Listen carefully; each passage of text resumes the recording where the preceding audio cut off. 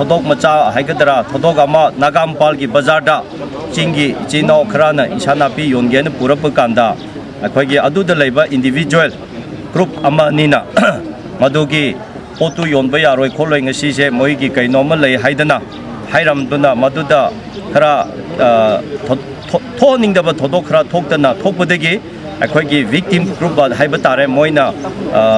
ꯐꯦꯁꯕꯨꯛꯇ ꯑꯃꯗ ꯊꯥꯒꯠꯇꯨꯅ ꯑꯩꯈꯣꯏ ꯄꯥꯎ ꯐꯪꯖꯕꯗꯒꯤ ꯈꯨꯗꯛꯇ ꯃꯁꯤ ꯊꯣꯛꯄꯁꯤ ꯌꯥꯔꯣꯏ ꯁꯤꯗꯤ ꯆꯨꯝꯗꯦ ꯍꯥꯏꯗꯨꯅ ꯑꯩꯈꯣꯏ ꯇꯔꯥꯒꯤ ꯆꯩꯁꯨꯅꯦ ꯏꯝꯐꯥꯜ ꯅꯥꯒꯥ ꯐꯣꯔꯝꯅꯦ forum for restoration of peace ꯇꯤꯝꯁꯤꯡꯅ ꯆꯦꯟꯁꯤꯟꯗꯅ ꯊꯤꯗꯅ ꯈꯣꯠꯇꯅ ꯇꯧꯕ ꯀꯥꯟꯗ victimꯁꯦ ꯂꯣꯝꯂꯣꯡꯒꯤ ꯕꯖꯥꯔꯗ ꯏꯟꯁꯥꯡ ꯅꯥꯄꯤ ꯌꯣꯟꯗꯅ ꯂꯩꯔꯝꯃꯤ ꯑꯩꯈꯣꯏ ꯐꯖꯅ ꯋꯥꯔꯤ ꯁꯥꯃꯤꯟꯅꯔꯦ ꯃꯔꯛꯁꯤꯗ ꯑꯩꯈꯣꯏꯅ ꯄꯥꯎ ꯄꯤꯗ ꯈꯣꯠꯇꯅ ꯇꯧꯕꯗꯒꯤ ꯁꯤꯇꯤ ꯄꯨꯂꯤꯁ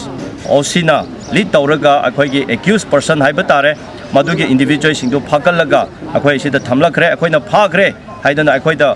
OCꯅ ꯂꯥꯜꯂꯒ ꯄꯥꯎꯗꯨ ꯇꯝꯕꯤꯕꯗꯒꯤ ꯐꯔꯦ ꯑꯗꯨꯗꯤ ꯐꯥꯈ꯭ꯔꯕꯅꯤꯅ ꯑꯩꯈꯣꯏ ꯃꯁꯤ ꯂꯣꯏꯁꯟꯅꯕ ꯑꯃ ꯄꯨꯔꯛꯄꯅ ꯐꯒꯅꯤ ꯍꯥꯏꯅ ꯕꯣꯠ ꯄꯥꯔꯇꯤꯁꯇꯨ ꯀꯧꯔꯒ ꯁꯤꯒꯤ ꯄꯨꯂꯤꯁ ꯁ꯭ꯇꯦꯁꯟꯗ ꯑꯩꯈꯣꯏ ꯐꯝꯃꯤꯟꯅꯔꯀꯥꯟꯗ ꯍꯥꯏꯔꯤꯕ ꯑꯦꯀ꯭ꯌꯨꯁ ꯄꯔꯁꯟ ꯏꯟꯗꯤꯕꯤꯖꯨꯋꯦꯜ ꯃꯤ ꯑꯅꯤ ꯑꯍꯨꯝꯁꯤꯅ ꯑꯩꯈꯣꯏ ꯃꯁꯤ ꯁꯣꯏꯈ꯭ꯔꯦ ꯂꯥꯟꯈ꯭ꯔꯦ ꯍꯥꯏꯗꯨꯅ ꯃꯁꯤ group nate community nate kainosu nate marai paibigisu nate individual kharana khangdadana tawrubani haiduna confess tawbadegi akhoi victim gi group nasu phare noina adumaina soikhre langkhre hairadi akhoi humanity ground da isor gi mingda akhoi copy rene copy bagi yana bagi ama chansandana akhoi OC aduga leaders mayam gi mamangda akhoi mase yana san ama purakhre both parties ki agreement so ama tawnakhre aina thamjaning badi Ojek Manipurda issue pung sariba situation leiriba mayam maraksida kana kumba tongan ba kainodagi irang sakat ningai madu thokta ningai kana matana adu boigi thawai thabak sinbigunu mase akhoi laibak thibani haina laujai ngara nahanchu Khomalampa gi area da ichina tangkhul khra gi gari akhoi threat tawdana gun point tawdana laukibagi huji case leijari sigumba mayam se makhata na tawbirunu lepiro akhoi amaga ama oirasu akhoi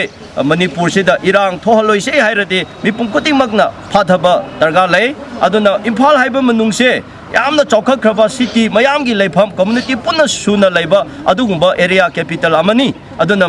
Imphal gi manungsida mina pamdaba tawroidaba thabak mayam wangang sangang punamakse matumunawda tawbirunu asigumba macha tawbadagi maram oiraga akhoi leader mayam da kok sahale community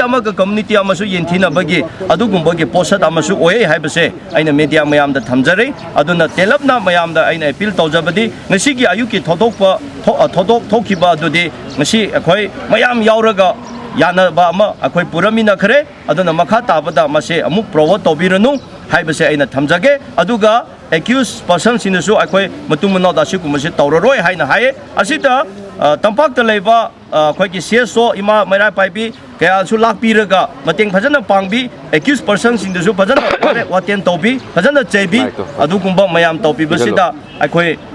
adum akhoi gi penjaba haiba leiba tare aduna masai thokiba thodokse matumano da thokpa yararoi haibase akoina yanaba ama purakpadagi masi se solution ama purak jabani aduna